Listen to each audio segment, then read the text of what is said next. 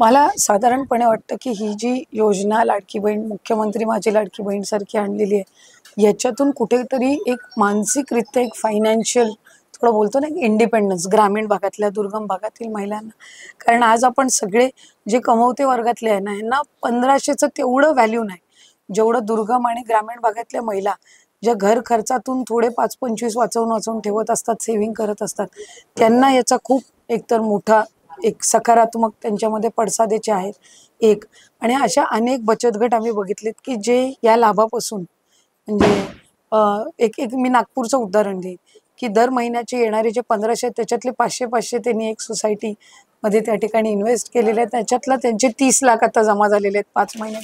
आणि त्याच्यातनं त्यांनी उद्योग सुरू केलाय. गणपतीमध्ये जर आपण बघितलं असेल की ठाणा किंवा त्या परिसरातली एक मुलगी जिने ते टाळ आणि घुंगरू हे विकत घेतले आणि त्याच्यातून तिला 10,000चं उत्पन्न आलं.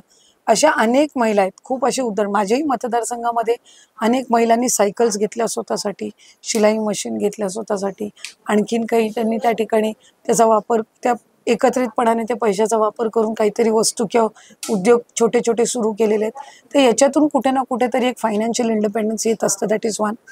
दुसरी गोष्ट, तालुक्याच्या ठिकाणातल्या ज्या बाजारपेठ असतात त्यांनाही कुठेतरी याच्यातनं रेव्हेन्यू जनरेशन होत असतं. तुम्ही जर आज बघितलं तर GST कॉन्ट्रीब्युशनमध्ये महाराष्ट्र यावेळेला पहिल्या नंबरवर आहे. सो जर याचे पडसाद नसते तर मग कुठंतरी ते पहिल्या 3 मध्ये राहिलं नसतं. त्यामुळे इंटरकनेक्टेड ह्या सगळ्या गोष्टी असतात आणि त्याचा नक्कीच लाभ होत असतो.